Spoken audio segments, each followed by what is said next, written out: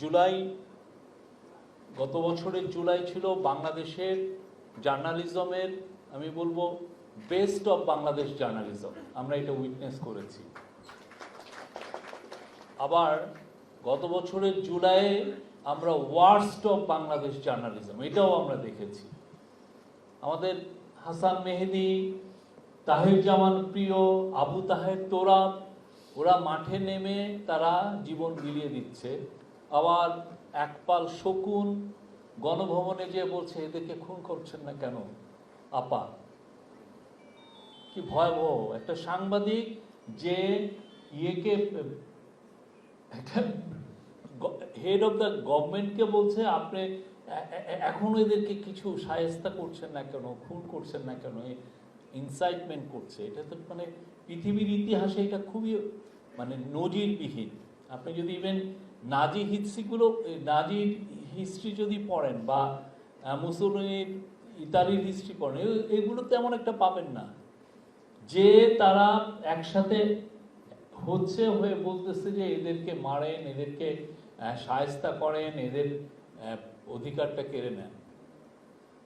আবার at the same time দেখেন, আমার এখানে আমি জানি না মেহেদী মামুন আসছে কিনা, জাহাঙ্গীরনগরের ইউনিভার্সিটির ছোট ভাই, তারা কয়েকজন কত সাংবাদিক, ক্যাম্পাসের রিপোর্টার জাহাঙ্গীরনগরের গভীর রাত পর্যন্ত রিপোর্ট করছে বুকে গুলি নিয়ে। চিন্তা করা যায় না কয় টাকা পায় এরা, কয় টাকা আমরা দেই, আসলে কতটুকু মূল্যায়ন করি।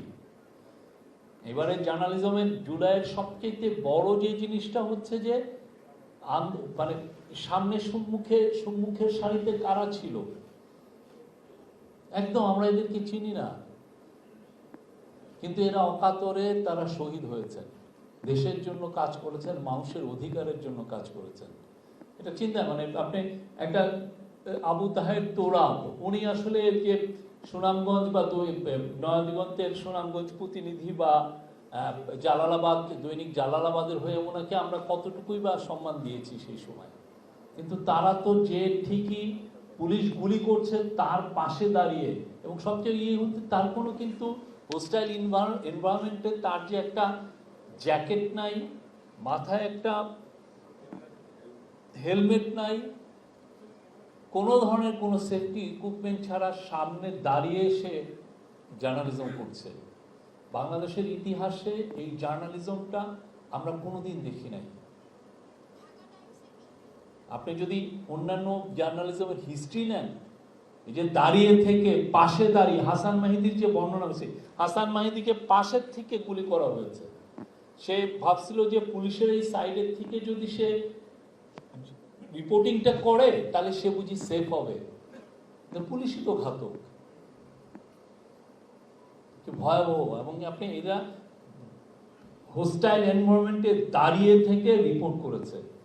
প্রত্যেকটা আজকে যারা আহত হয়েছেন তারা সবাই হোস্টাইল এনভায়রনমেন্টে ছিলেন, দাঁড়িয়ে থেকে আমাদেরকে ইনফরমেশন দিয়েছেন।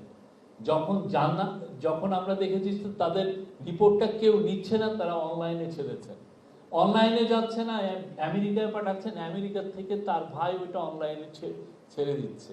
আমার মনে আছে আমি এপিতে আছি, আমাকে একজন এসে বললেন যে ভাই এই পুলিশ কিন্তু এপিসি ইউজ করছে, ইউএন এর এপিসি, ইউএন এর মার্ক দেওয়া এপিসি পুলিশ ইউজ করছে। ভয়াবহ জিনিস। মানে আপনি ইউএন এর পিস কিপিং এ আপনি যে এপিসি যেটা যায় পিস কিপিং রোলে, যেটা রোল প্লে করে, যেখানে দায়িত্ব আমরা পাঠাই, তাকে ইউজ করা হচ্ছে একটা দেশের জনগণকে শায়েস্তা করার জন্য, তার বিরুদ্ধে অ্যাকশন নেওয়ার জন্য। এবং ওইটা কেউ ছাপাচ্ছে না দেখে আমার কাছে এসছে, এবং তারা কি করলো, যে ছেলেটা সে ওই পুরো ভিডিওটা নিয়ে বিদেশে পাঠিয়ে দিল, জানে কোথা থেকে ছাপানো হবে, কিন্তু বাইরের থেকে এসেও আমরা দেখছি যে এই জিনিসটা হচ্ছে। মানে এবং এই সাংবাদিককে আপনি চিনেনও না, এরা কিন্তু প্রেস ক্লাবের থেকে এসে মানে আমি ইউনিয়নের লিডার বিশাল, আমি এই বড় বড় এই সাংবাদিক কিন্তু না, বা একটা পত্রিকার অনেক বড় এডিটর তা কিন্তু খুবই সে মাঠের সাংবাদিক, মফস্বলের সাংবাদিক, সে রাস্তায় সারা জীবন রাস্তায় ছিল, রাস্তায় দাঁড়িয়ে প্রাউডলি সে তার নিউজ কালেক্ট করেছে, এবং তার আশেপাশ দিয়ে বৃষ্টির মতো গুলি ছুটতেছে, তার আশেপাশ দিয়ে বৃষ্টির মতো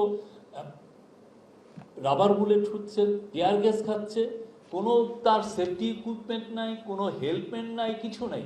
আমার মনে আছে আমরা একটা সময় আমরা আমাদের রিপোর্টারদেরকে, আমাদের কিন্তু হেলমেট ছিল, এএফপির হেলমেট, আমি তখন এএফপির ব্যুরো চিফ, আমাদের হেলমেট ছিল, আমাদের সেফটি ভেস্ট ছিল, আমাদের মোটামুটি গগলস ছিল, সেফটি গগল ছিল। তারপর যেই পরিমাণ গুলি হচ্ছে, আমাদের হেড অফিসের তো বললো কোনো যাওয়ার দরকার নাই, আমার রিপোর্টারের সেফটি, আমার ফটোগ্রাফারের সেফটিটা ফার্স্টে। কিন্তু আমাদের সাংবাদিক ভাইরা বোনেরা তো বসে নাই, তার এডিটর হয়তোবা গণভবনে যে চুরি চামারির হিসাব নিচ্ছে, আর একটা কীভাবে পূর্বাচলে পর কামানো যায়, একটা ব্যাংকের ডিরেক্টর হওয়া যায়, বা কোনো একটা পাওয়ার প্ল্যান্টের সে একটা লবিং করা যায়, এই ধান্দায় সেখানে যাচ্ছে। কিন্তু সে কিন্তু তার জার্নালিজমের জায়গাটা সে ছাড়ে নাই, যার ফলে আমরা একটা বড় মানে আমাদের ইতিহাসে 71-এর পরে এত মহৎ একটা আমরা গণঅভ্যুত্থান দেখলাম। এটা আনবিলিভেবল, মানে তারা যেভাবে এবং সাথে সাথে আর একটা গ্রুপ কাজ করেছে, মাল্টিমিডিয়া রিপোর্টার, তারা বসে নাই, তারাও কিন্তু খুব একটা কম্পিউটার নিয়ে এসে তার কাজটা করছে। এই জার্নালিজমটা আমরা ওইভাবে আনি নাই, আমাদের এই জার্নালিজমটা হাইজ্যাক হয়ে যায় সবসময়, ইউনিয়নের লিডার এটা হাইজ্যাক করে ফেলেন, বড় বড় আমরা যারা বড় বড় জায়গায় আছি তারা হাইজ্যাক করে ফেলি। কিন্তু এইবার একদম মাঠের সাংবাদিক, মফস্বলের সাংবাদিক, রাস্তায় দাঁড়িয়ে যে ছবি তুলে সেই সাংবাদিক, তারা এই বিপ্লবের সাথে ছিলেন এবং বিপ্লবটা সফল হয়েছে। আমি যারা ছিলেন সবাইকে স্যালুট করি। আমি মনে করি আপনারা বাংলাদেশের জার্নালিজমকে আপনারা অন্য মাত্রায় নিয়ে গেছেন, এবং অবশ্যই যারা কলঙ্ক করেছে তাদেরকেও সারা বাংলাদেশ চিনে, তাদের ভিডিও ফুটেজ সারা জীবন আমাদের মধ্যে থাকবে। ইন্টারনেটের তো লাইভ সারা জীবনের, এই কলঙ্ক থেকে তারা বেরোতে পারবেন না। ওই জার্নালিস্টদের যুগ সারা জীবনের জন্য শেষ। আমরা নতুন জার্নালিজম দেখতে চাই। আর এবারে জুলাইয়ের থেকে আমরা সমস্ত পত্রিকাগুলোকে বলবো, প্লিজ আপনাদের মাঠের সাংবাদিককে মূল্যায়ন করেন। প্লিজ আপনার মফস্বলে যে সাংবাদিকটা আছে দেখেন সে আসলে কত টাকা পায়, তার একটা সেফটি ইকুইপমেন্ট আছে কিনা, তার একটা ভেস্ট আছে কিনা, তার একটা হেলমেট আছে কিনা, তার একটা গগলস আছে কিনা, তার টিয়ার গ্যাস থেকে নিজেকে প্রোটেকশন দেওয়ার কোনো কিছু আছে কিনা, একটু দেখেন তার সেফটিটা। এই 5 জন সাংবাদিক, তাদের সবার যদি সেফটি ভেস্ট থাকতো হয়তোবা কেউ মারা যেতেন না, আমাদের মধ্যে থাকতেন, আহত হতেন, আমাদের মধ্যে থাকতেন। এই জায়গাটা আমি আপনাদের সবাইকে যারা এখানে আছেন আমি সবাইকে বলবো, প্লিজ সেফটির জায়গায় কোনো কম্প্রোমাইজ যেন আমরা দেখতে না পাই। আমাদের ইউনিয়নদেরকে বলবো সেফটির জায়গায় আরো জোরে সোরে বলেন। অনেক পূর্বাচলের হিসাব কিতাব করেছেন, আমাদের সাংবাদিককে বাঁচান, তাদের সেফটি ভেস্টটা লাগবে, সেফটি ইকুইপমেন্ট লাগবে, এটা খুবই এসেনশিয়াল। এবং তাদের যাতে একটা সম্মানের বেতন তারা পান সেটাও ইনশিওর করেন। এই জায়গাটায় আমরা অনেক অনেক বছর ধরে এই আলাপটাই নাই, কোথাও কোনো এই আলাপটা নাই। থ্যাংক ইউ, সবাইকে আমি আমার ধন্যবাদ জানাচ্ছি।